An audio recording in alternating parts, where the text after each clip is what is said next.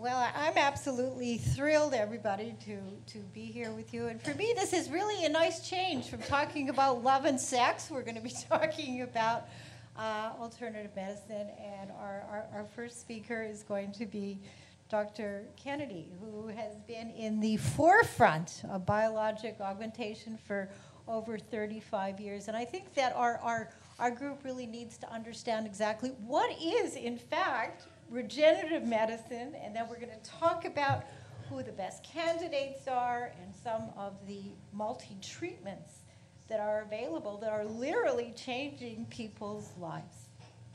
Well, first of all, many thanks indeed for having me here. It's a great honor and privilege to be, I would say it's somewhat differently, it's the 3 tomatoes, but you say 3 tomatoes. So, but thank you for having me here. And so, yeah, I've been an orthopedic surgeon for many years. And one of the things my old boss said to me was, if I'm teaching you something today and you're doing the same thing in 20 years, you're probably doing something wrong. You need to be constantly evolving. And at the same time, I was doing arthroplasty. I was up in Boston and I was putting in hips and knees using plastic and metal. A very wise man said to me, he said, you know, in a while we'd be looking at this and we'd be saying it's like putting in Washington's wooden teeth. We'd be looking back on this and saying, we can do better. And so that stimulated me into thinking, how can we do better? And nothing better than the holistic approach in terms of regenerating ourselves. And we have the ability to do that. We all have stem cells. Regardless of what age we are, those stem cells continue to multiply and replicate and repair. And we can harness those to replicate our cells, to regenerate and repair things that are going bad as we get older, and things like arthritis of the knees and hands and feet and so forth. In sports medicine, we constantly see patients who are told they need surgery, and yet they may not, and they may need a whole plethora of things, but surgery is probably the last thing they need to get them back. So that's just a very brief introduction in terms of how we can harness ourselves through blood, through bone marrow, even through fat cells, and that's what I do. I still operate because that's important as well, but it should be at the very last option. So I think in Europe we call ourselves orthopedists. In America, oftentimes we call ourselves orthopedic surgeons, and I think we should probably remove that last name to be the very last option. You know, I have a question, and I think a lot of people are really wondering about is, should this be really... Should... Can you all hear me now? Oh, okay, good. Right. So should this be a first-line treatment after an in-depth evaluation and diagnosis is established? It's a great question, and I think that's a much better microphone. I can hear myself echoing. Yeah, so the answer to that very simply, I think, is yes, but it's probably more complex than that. I think it should be a discussion. It's not always the right answer. There are some things that we simply can't treat with regenerative medicine. End-stage arthritic destruction of a joint that's mechanically imbalanced. Injecting that with PRP is not fair to the patient to say that's going to get them back playing tennis. But I think it needs to be. We need to be much better at recognizing early problems in the musculoskeletal system and addressing them not with surgery, but with a change in lifestyle, holistic approach to the body and mind. It's all part of the same thing. What I do is one small part of that. Mm-hmm. And then harnessing the patient themselves. We all hear about regenerative medicine using amniotic fluid and using all these other recombinant proteins. You don't need that. You need yourself. All the things we need, we have in us. We just need to harness them properly. Mm-hmm.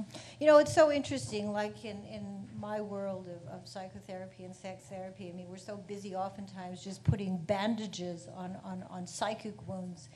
And, you know, I wrote Getting to the Root of the Problem, which is exactly what you're talking about, which is exactly what we all need to be talking about, whether we're talking about mental health issues or whether or not we're talking about physical problems. And that's what you're saying, and it's just, it's so wonderful, you know, to hear a physician saying, yes, we can heal ourselves. And there's been medicine around for many, many more years other than the last 300 years, and we need to find a way to incorporate you know, methodologies and procedures that are really in the best interest of people, which is why, everybody, it is so important, and people who hear me, you know, say this on the radio all the time, how careful we need to be who we let into our lives, whether we're talking about love or whether we're talking about medicine. And I would echo that. Be very careful, because one of the things I'm very grateful to James, my fellow, who's also from Dublin.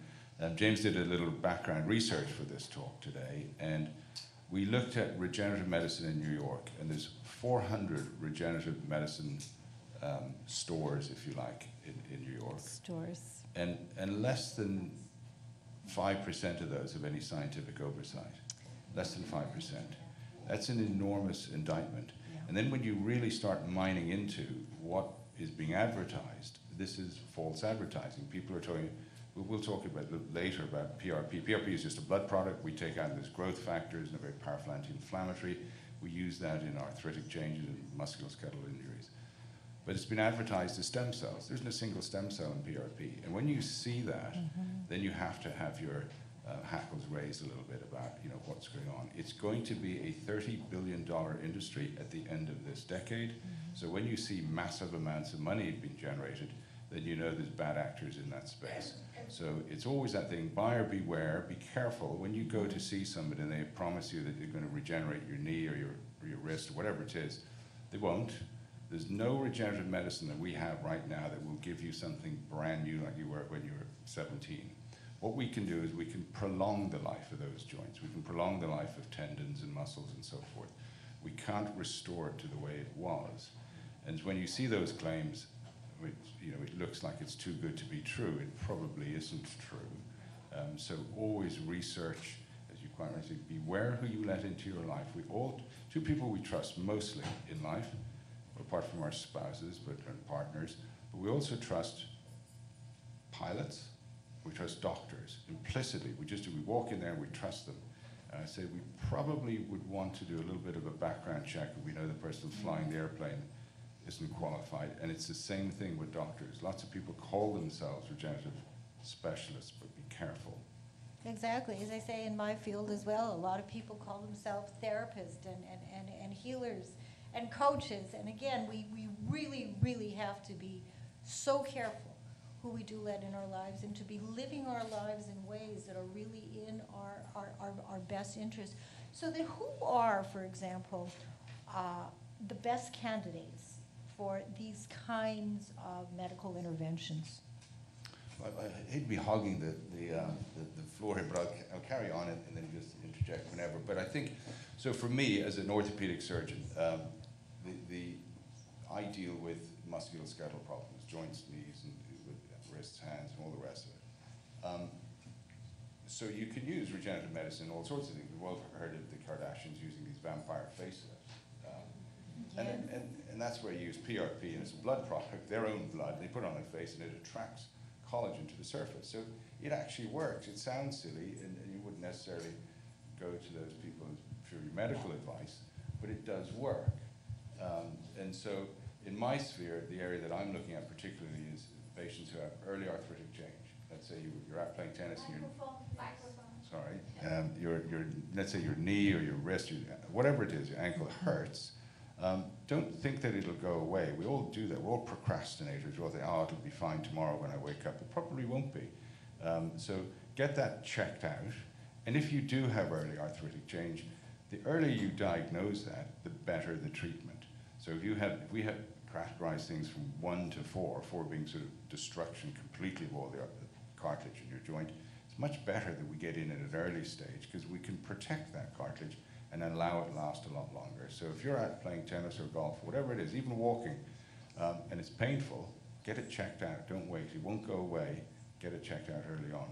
So those patients do very well. And everything I do has to be evidence-based medicine. We heard earlier on about rigorous randomized controlled trials. So we have to have level 1 level of evidence and quality of evidence before we'll do anything. And in NYU, we looked at this problem about 5 years ago and we said, if we don't police ourselves, then the state or federal government will police us because there's so many bad actors. So we don't let anything into NYU unless it's got good basic science and good clinical evidence. So if you come in with a knee problem, you know you're going to get a product that is shown. It won't work in everybody, but it will work in 70 to 80% of patients. So if people have questions or issues, they'll be able to contact your office directly, is that right? Yes, absolutely. James will be handing out cards later on. No, you won't. You can do that, James. That But just go online and you'd like that everything would be you'll great. find. Yeah. So if we're going to be moving forward a little bit and talking about the world of psychedelics, and by the way, this is an international panel. You may not know this. I'm Canadian. I'm Canadian. Renit is Israeli, and of course, Dr. Kennedy is from Ireland, and Roberta Vittman is from the United States. So we have an international group here.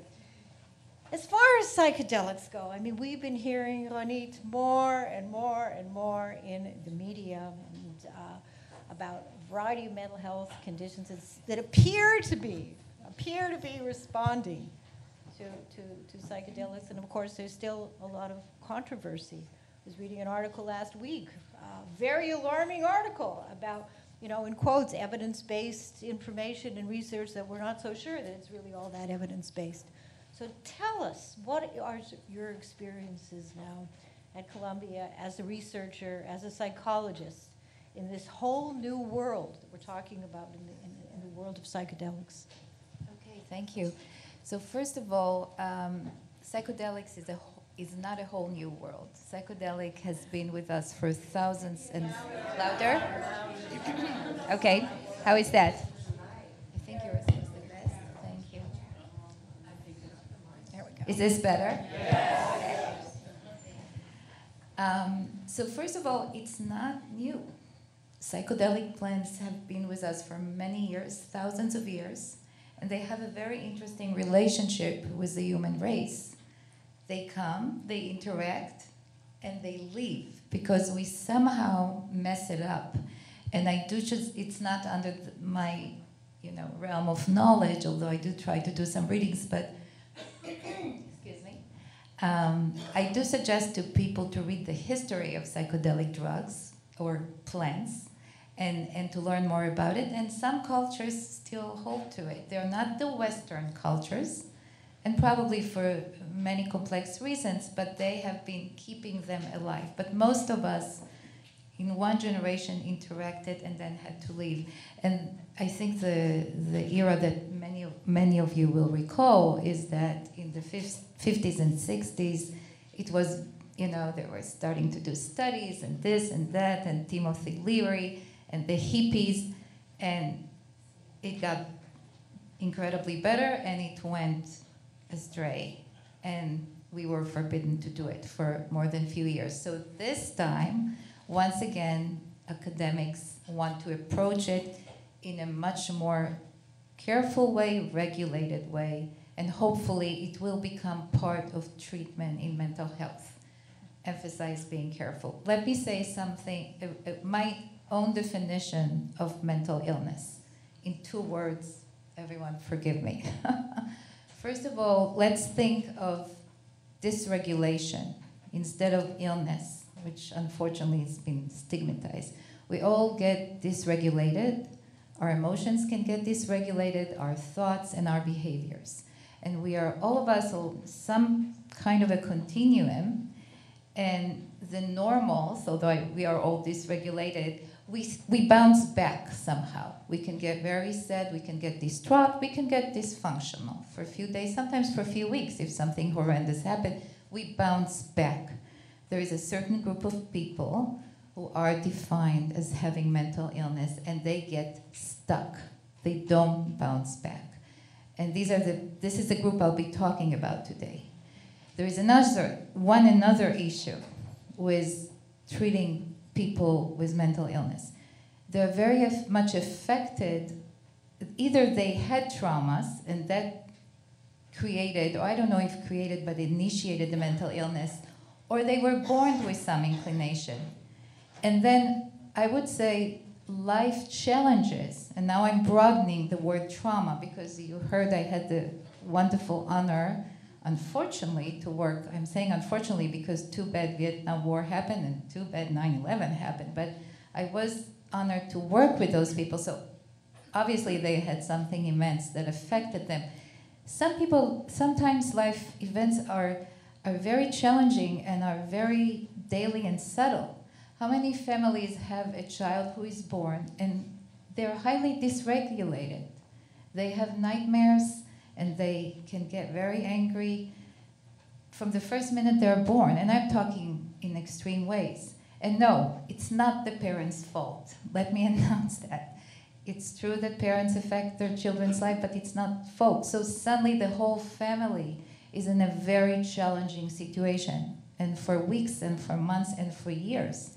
And not only that, the treatment that we have to offer in psychology and psychiatry compared to other medical fields, we are kind of still at the back of everything. We have not advanced as we would like to compared to other realms of medicine, and we all know that. It's not just because of the funding, it's not just because of stigma. The brain is a very complex organ, and we still don't have all the equipment, tools, call it what you want, to search it. I'm going now to psychedelic drugs. Until now, whether people took medications or went to psychotherapy, the Western medicine is not holistic. What do I mean by that? The medicines, they mostly affect the brain, and in an indirect way, they can affect the mind, but it's indirect. It's kind of a byproduct. If someone goes to psychotherapy, we do our best to affect the mind, but our ability to affect the brain itself is not, we don't have that much strength to it. That's why people come to have psychotherapy, and after 2 sessions I say, you know something, I really want you to add some medications. I came to you not to take medications. I say, yes, but my psychotherapy conversations work with your mind, and I would like to regulate also your brain. And I don't have enough strength in my conversations to do it right away. So I'm not saying that's true for everyone. But to really get mentally ill healed, we need to affect both. Psychedelic medicines are potent and different in that way. They're holistic. They affect immediately both the brain and the mind. A lot of research and studies are happening as we speak about the brain. I don't have enough time to go into it. The brain starts behaving differently for a few hours and then for a few weeks later. Why am I saying it affects the mind? Because the person who lays down while they take it, and they need to have a therapist with them, I'll say something about it in 1 minute, they see things, they sense things, some see angels, some see mundane conversations they had with their mother 50 years ago, and some just go through hell as far as images, memories. We don't know, and we cannot predict it, but we are assuming that when the psychedelic medicine meets the person, they interact both with the brain and the mind. Please notice the word interaction. The person needs to be open to it, welcome it, and participate in it.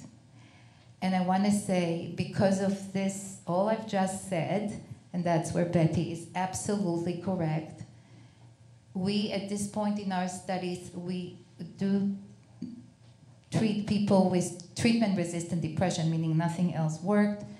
With people, we do psilocybin, mushrooms. People probably heard in Mount Sinai and the VA, there's a lot of work with MDMA, which is another psychedelic, not from plants, man-made. I can talk about that for a few hours. That's for people who've been traumatized. But the idea that the people who come although they have an illness and they suffer and they're very vulnerable, they need to be able to interact with what's going on. That's why we screen very carefully until we learn that we can skip it, which we are doing more and more studies. What do I mean by screening? People don't want to have a heart condition when they come to these type of medicines. People don't want to be, women don't want to be pregnant. We don't know how that affects. And honestly, if a man wants to make someone pregnant, we also don't recommend it. If that's the plan for the next, few months, we don't know the effect. We don't want people to have they cannot be cannot suffer from bipolar depression at this point because we don't know exactly how much to give and which one of those psychedelic drugs to give. There are more than few. They each act very differently. Some people here who did it recreationally would know to tell me, yes, they do affect very differently. So we need to learn all this so we can help people with mental illness. So there's a lot of screening that goes on. I'll be silent. I'm a talker. No. This is all very, very important. So, you know, what you're saying is this would never be a first-line treatment. So this would be for people who have suffered from depression, bipolar disorder, various other psychiatric issues that have not been resolved using more traditional means, including psychotherapy and perhaps medication. Is that right? I want to reframe it a little bit. Okay. I think, look, some people take it, they go to the forest to have, Right. you know, a divine event. I am not going to say anything about that. I'll only say, I don't know how many people have heard of Ram Dass.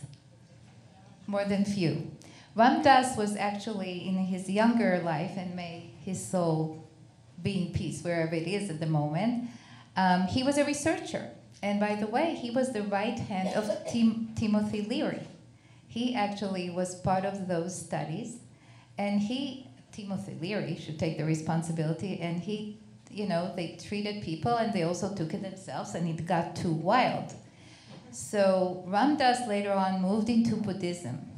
And one of the things he used to say about psychedelic drugs, and he obviously had a lot of experience in it, he said, psychedelic drugs give us a glimpse of something. We then need to do the work, the rest of the work, so to get not just to a glimpse, but to the whole thing. So my answer to you, people who suffer from mental illness need to be very careful. There are other methods.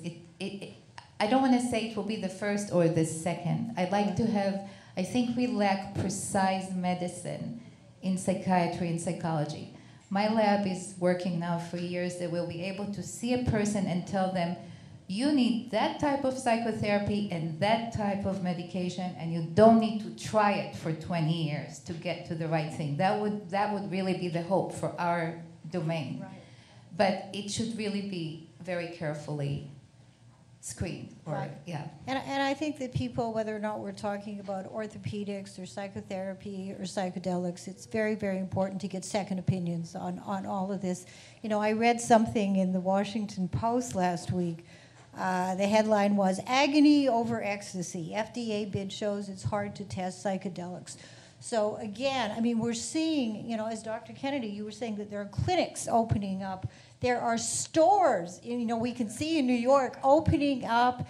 And this summer, I understand that in August, MDMA is going to be legalized by the FDA. And there have been a lot of concerns about the quality of the studies that were done that led the FDA to a place where they were going to be approving. So again, how careful we need to be, whether it's orthopedics, whether it's psychotherapy, whether it's psychedelics, who it is that we are allowing into our space, into our lives. And always get a second opinion, and maybe even a third opinion. And Betty, I want to add one more thing to that, and it may be time for me to be silent. But the issue of who it is. I always say when you go to a psychotherapist and they're not so great, unless you unfortunately get stuck for too long, you know, so you wasted your money and it was not such a great encounter. No one dies, right? I kind of say that. Although sometimes, and I probably should, you're looking at all these experiences that went horrendously wrong. I wasn't thinking about them for a minute, so forgive me. No, of course. But you know, you just go to someone, you don't click, you're like, ugh, you don't go back to this person. When you or someone close to you who are mentally vulnerable and do want to have psychedelic medicine, there is the whole issue of who is the therapist that will work with them through the process. And this therapist needs to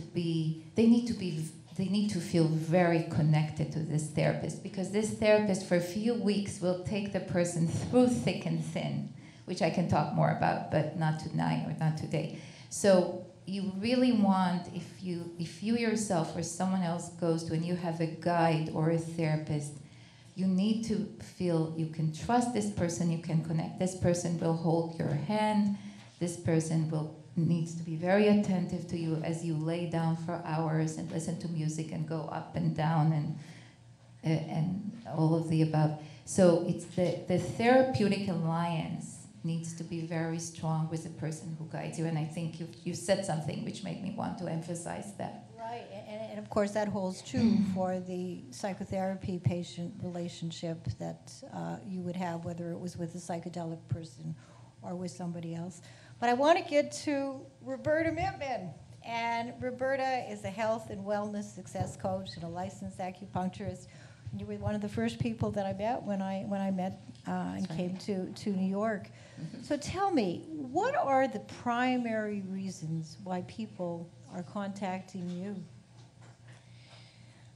I love that question because I like to describe myself as your everyday coach. Mm-hmm. And I came to this type of coaching actually from my acupuncture and alternative medicine practice. I had a wellness center just a few doors down on Park Avenue for 10 years. And now I've evolved into, which I'll just describe very quickly, into my scripting practice, right. The coaching. Right. And the people who come to me are referred by therapists sometimes, and they see that their patients are really doing nicely in this particular area, and they come to me themselves. I have therapists in the practice. I also have a nice amount of men, which I really enjoy. It's different. I think men are waking up to see that there is somebody there for them. They've suffered in silence way too long, and it's a really nice outlet for them because men don't have a lot of friends of their own. And not that I'm a friend, but they just don't have anyone to confide in. And also, what I like to say are people with, I call them HSPs. Is anybody here familiar with HSPs? Well, chances are that you could be one of them and not know it. I'll explain what that is in a minute too. But the people who come basically have relationship issues, body image issues. They could have health and nutrition, need that kind of guidance. But basically, they don't feel comfortable in their own skin for some reason, and they've probably been carrying that their whole life. They just have to feel that they belong somewhere or that they're not resolving whatever's going on. And so they come to me or they're referred by other clients. I really love it. And it takes its basis from acupuncture and the really elegant meridian system. And also, like what Dr. Kennedy said, that your body really has this beautiful innate way of healing itself. Mm-hmm. So we just tap into that from different ways. So there's the acupuncture practice, and there's also the virtual coaching practice. So there's two parts to scripting. Mm-hmm. So, for example, somebody comes to you and they're having relationship issues.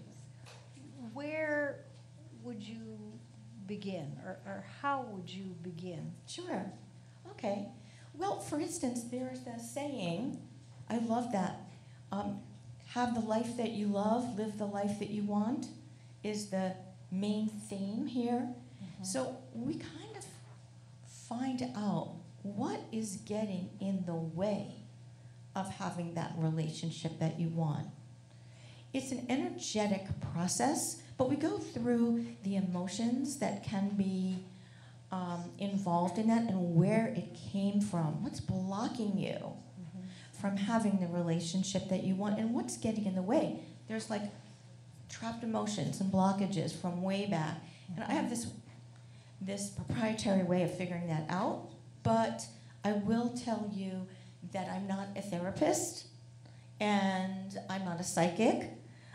People say, oh my God, that's like magic. But it does really help people to make peace with what is and to become drop resistance sometimes and to become aware of now what's available to them once there's the fears and things are out of the way. Mm-hmm.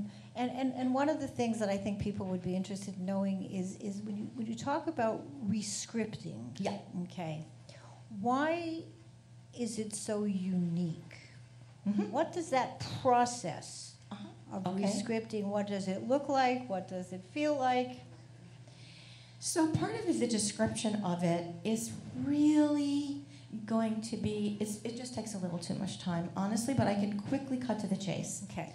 And I can tell you that it's energetic to a large degree. There's like interactive, non-invasive, but we also deal with the meridians, and there's some muscle testing involved where I can pick up what's going on with that person and just follow that thread and see where it takes us. Many times, it's kind of the way you do one thing is the way you do everything sometimes. And we just feel like, where was the wound? Or what was the problem that you're still living out in your life today? One of my favorite expressions is, you could be giving the keys to your car to a 5-year-old. Because in your mind, in that moment when you were 5, you made a decision. And that decision has carried through to your life today. So what we do is we script it.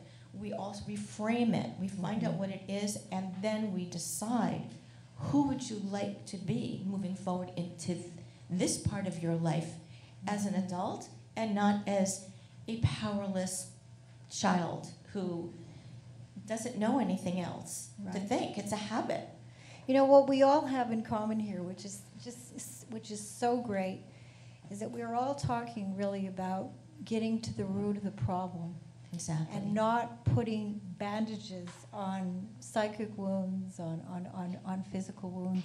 And I've always found that is, at least in my world of psychotherapy and sex therapy, that's really the only way to go, is to really understand, you know, what happened. And even though we're not able to change our history, that there is a way to help people physically and emotionally and psychologically work through whatever did and didn't happen in their lives, so that once and for all, finally, you know, and ideally, the people are able to live in the moment, in the present, without having one foot in the past and one foot in the present.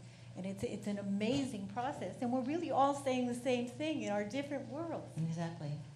And that's the truth, so that if you find yourself where somebody, you know, is offering you a quick fix, please give yourself permission to leave and exit and get a second opinion or a third opinion, because these quick fixes typically, you know, they may put some money into the practitioner's wallet, but they are not typically going to be helpful for you, and they're not typically going to be things that are in your best interest.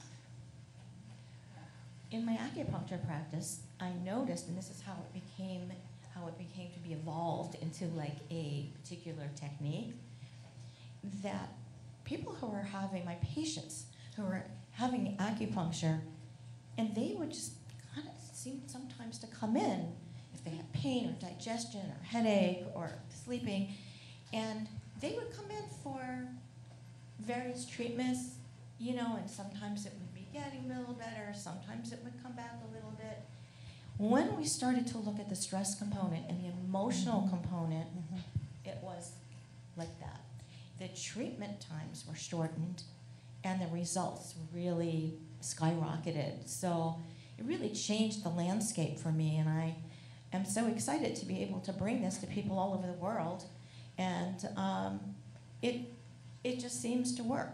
But what I do like to say is that these everyday issues are really hiding a lot of the things that are you can get to the bottom of those, and they really, it's like a domino, because it affects so many other things. However, if there's a issue that goes into maybe your realm or in any of these professional realms, you know, I stay in my lane and I refer to professionals and therapists and licensed professionals, And we just stay with like what is here in front of us. Right. And one of the things I find myself saying, on my show on a weekly basis is that we need to remember that we all go through so many ups and downs in our lives, and nobody is immune, whether we're talking about physical challenges or emotional or psychological or relationship or psychiatric issues. And I want a takeaway for all of you to be is that we don't need to navigate this life journey on our own.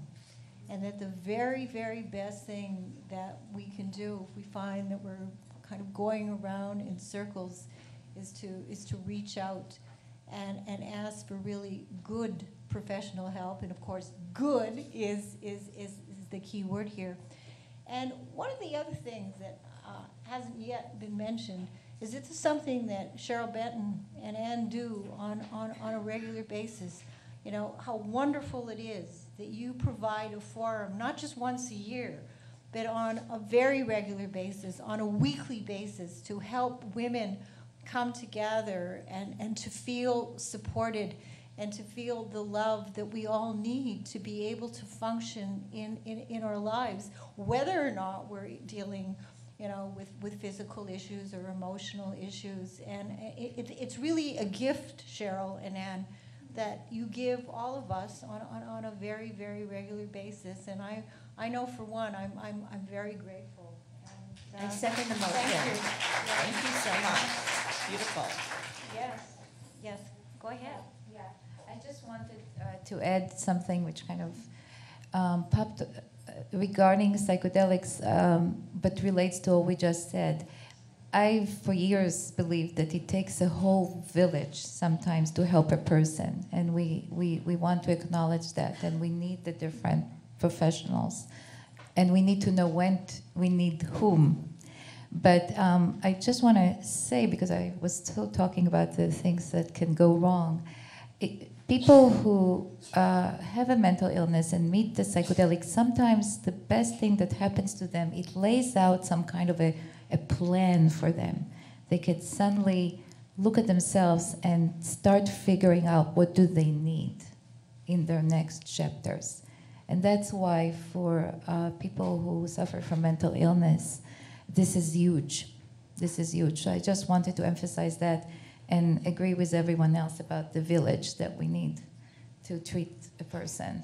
No, that's for sure. And when talking about psychedelics and the research that you're doing, are you feeling optimistic that we are going in a good direction, in the right direction, with more and more use and talk about psychedelics?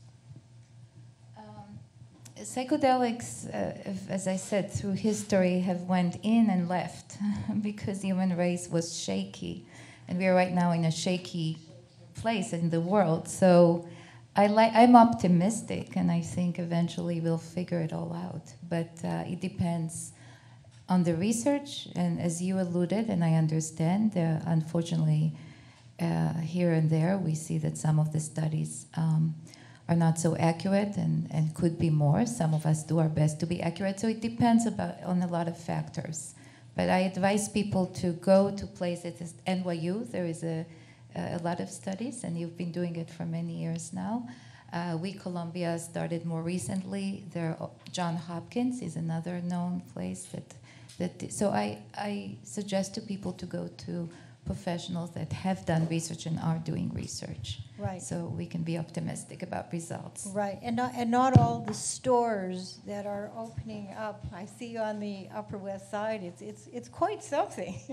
It's becoming. I mean, what a business. I mean, and America, of course, is so much about business, and again, we have to be very mindful and very, very careful.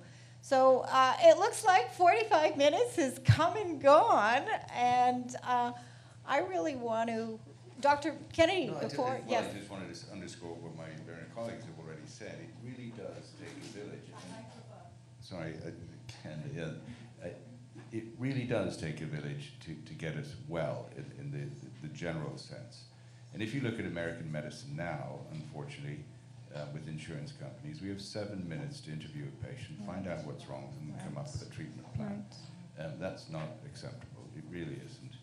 And so when you ask where should you go to get the best treatment, I think the universities are where you have the village, you have the ability to, well, at the end of that 7 minutes, that's not it. Then you need to see this person or that person. And one of the things you said earlier on, that stress is such a major component of outcomes of whatever we do.